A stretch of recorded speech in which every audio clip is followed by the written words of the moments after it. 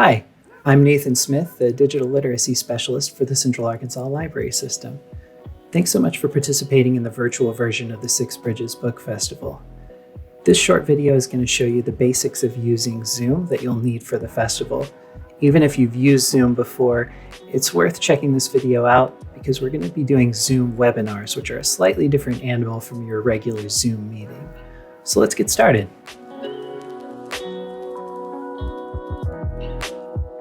Before we talk about Zoom itself, let's cover some general setup information.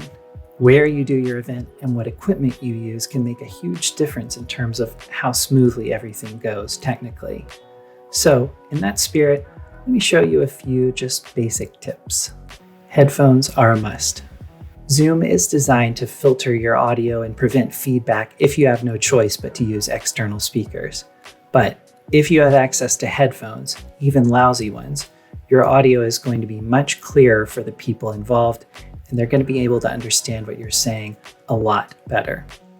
You'll need plenty of light in front of you. As I'm sure you know, cameras require light to operate, so doing this in a dimly lit space is a definite no-go. And if you sit in a space where you have a brightly lit background, but there's not as much light hitting your face, there's going to be a problem.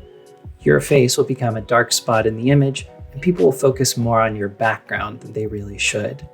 So, if you don't have enough light on your face, move a lamp behind your webcam or go and sit in front of a brightly lit window.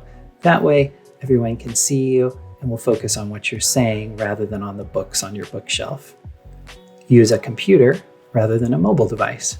It's a lot harder to control Zoom on a smartphone or a tablet, so I recommend folks use a computer for this purpose.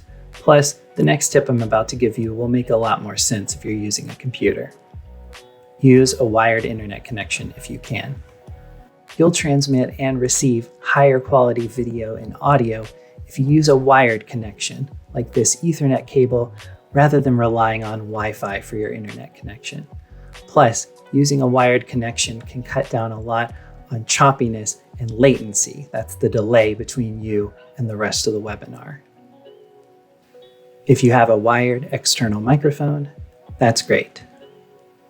The microphones built into even top-of-the-line webcams and laptops aren't really designed to capture high-quality audio. And you'll want to be wary of microphones built into Bluetooth headsets like AirPods, because that Bluetooth connection they use to transmit audio can be a little flaky sometimes. My advice is use an external wired microphone. That's the most reliable way to go.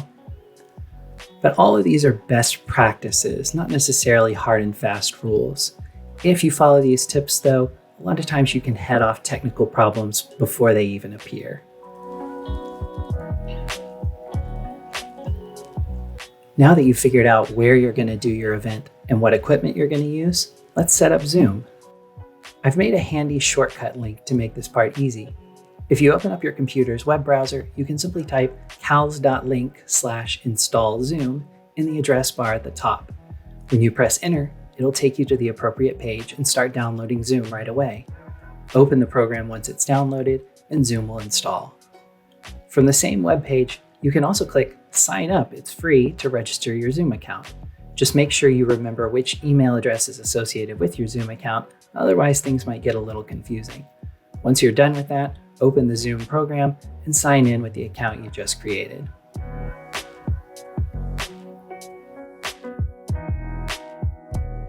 If they haven't already, a member of the CALS Zoom squad will contact you soon.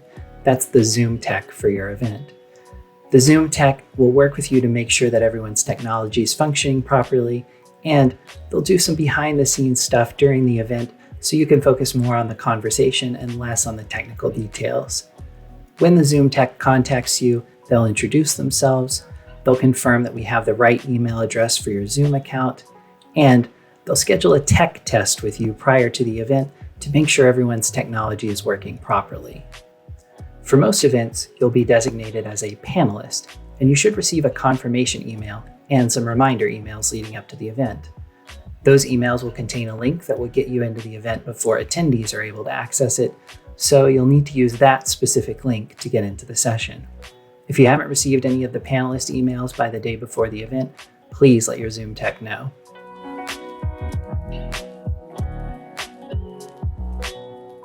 Once you use your panelist link to sign in, the Zoom tech will lead a quick check of everybody's mics and cameras to make sure things are working properly. Then, everyone will turn off their mics and cameras, and some graphics and music will appear while attendees are filtering into the event.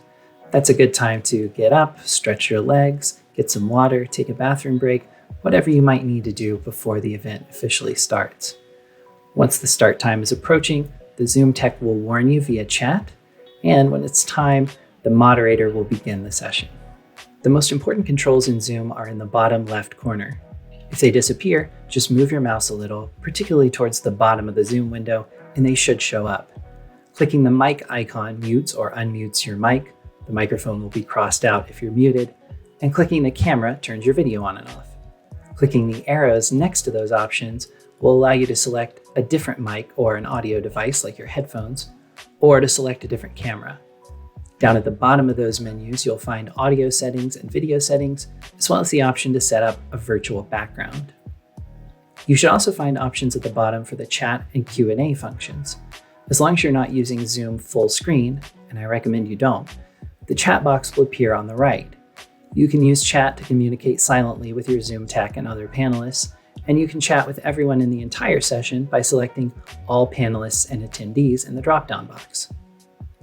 The Q&A option is particular to webinars. If you're a moderator, you might find this feature pretty useful, since it gives you an organized way to deal with questions from attendees. An attendee will click the Q&A button on their device, and they'll type in a question that will appear in this list. If you'd like to type in an answer, click that button, type in your answer, and press send. If you'd like to discuss that question live during the session, just click the Answer Live button. Once it's been covered, click Done. If you can't or don't want to discuss a question, click the little ... button next to it. You can move it to the Dismissed tab or just delete it altogether. At the end of the session, everyone will turn off their mics and cameras, and there will be a closing graphic. Thanks again for participating in the Six Bridges Book Festival. If you have any questions about your event, please let us know. Have a great day.